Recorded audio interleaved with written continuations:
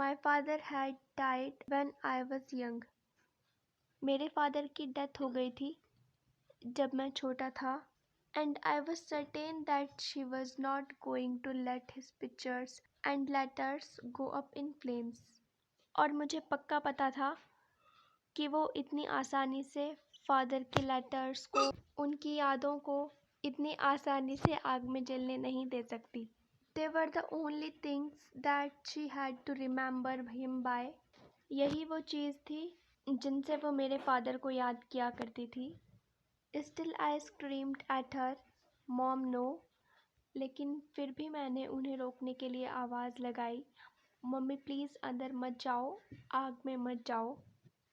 I was about to run after her when I felt a large hand hold me back. मैं उनके पीछे दौड़ने ही वाला था कि एक बड़े से हाथ ने मुझे रोक लिया.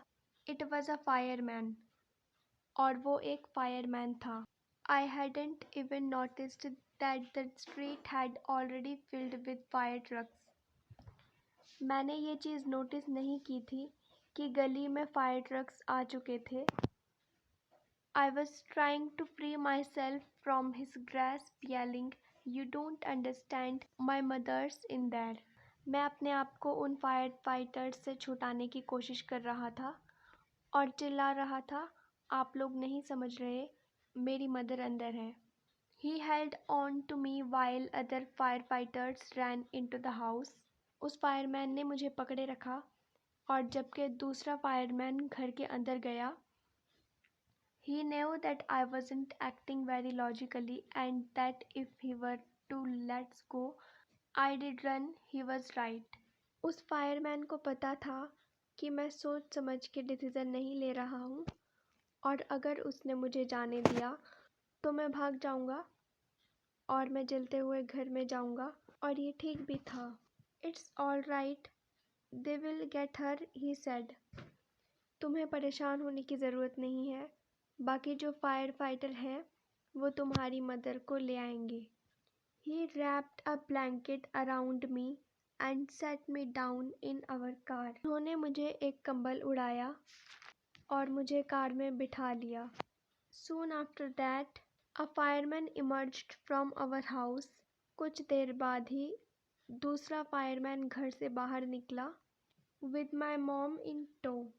वो मेरी मदर को हाथ पकड़ के अपने साथ लेके आ रहा था. He quickly took her over to the truck and put an oxygen mask on her.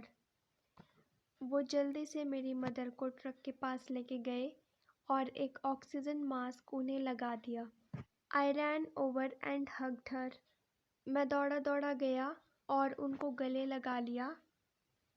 All those times I ever argued with her and hated her vanished at the thought of losing her. मैंने कई बार उनके साथ बहस की थी, झगड़ा किया था. ये सारे झगड़े 1 मिनट के अंदर ख़त्म हो गए जब मैंने सोचा कि मैं उनको खो सकता हूँ. She is going to be okay, said the fireman. Fireman ने कहा, ये ठीक हो जाएंगी. She just inhaled a little smoke. थोड़ा सा धुआं इन्होंने सांस के साथ अंदर ले लिया है. And then he ran back to fight the fire while my mother and I sat there dazed. और वो फायरमैन ऐसा कह के आग को बुझाने के लिए अपने काम में लग गया और जबकि मैं और मेरी मदर वहाँ पे ये सोच रहे थे कि ये क्या हो गया हमारे साथ, वहाँ पर बैठे हुए ये सोच रहे थे. I remembered watching my house burn down and thinking that there was nothing I could do about it. मुझे याद है कि कैसे मैं अपने जलते हुए घर को देख रहा था और मैं उसको बचाने के लिए कुछ भी नहीं कर सकता था. 5 hours later, 5 घंटे बाद, the fire was finally out. आग बुझ चुकी थी. Our house was almost completely burned down. हमारा घर पूरी तरीके से जल चुका था. But then it struck me. लेकिन तभी मुझे ख्याल आया. I hadn't seen my cat. मैंने अपनी कैट को तो देखा ही नहीं था. Where was my cat? मेरी कैट कहाँ है? I realise that she was nowhere to be found. और मैं तब और ज़्यादा डर गया जब मैंने देखा कि मेरी कैट किसी ने भी नहीं देखी है। Then all at once it hit me, the new school, the fire, my cat. I broke down in tears and cried and cried. I was suffering loss big time. तभी मुझे याद आया कि मेरे साथ तो सब कुछ बुरा हो रहा है। नया स्कूल जहाँ मैं एडजस्ट नहीं कर पा रहा हूँ, मेरे घर में आग लग गई और मेरी कैट अब मुझे मिल नहीं रही और मैं रोए जा रहा था। The fireman wouldn't let us go back into the house that night.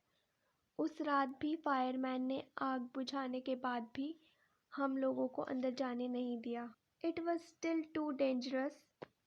वो बहुत खतरनाक था। Dead or alive, I couldn't imagine living without knowing about my cat. वो जिंदा है या मर गई, मेरी कैट के बारे में जाने बिना मैं वहाँ से जाने को तैयार नहीं था। Regardless, I had to go. लेकिन क्योंकि कुछ भी खबर नहीं थी, वो मिल नहीं रही थी, इसीलिए मुझे वहाँ से जाना पड़ा। We piled into the car with just the clothes on our backs and a few of the firemen's blankets and made our way to my grandparents' house to spend the night. तो हमने हमारे कपड़े और थोड़े से fireman ने जो कंबल दिए थे उनको लेके हम अपने ग्रैंड पेरेंट्स के घर चले गए। द नेक्स्ट डे मंडे, अगले दिन मंडे को, आई वेंट टू स्कूल, मैं स्कूल गया। When the fire broke out, I was still wearing the dress I had worn to church that morning but I had no shoes. जब आग लगी तो मैंने अभी भी वही ड्रेस पहन रखी थी जो मैं चर्च में पहन के गया था, लेकिन मेरे पास शूज़ नहीं थे। I had kicked them of when I was doing my homework. जब मैं अपना होमवर्क कर रहा था तब मैंने उन्हें निकाल के साइड में कर दिया था।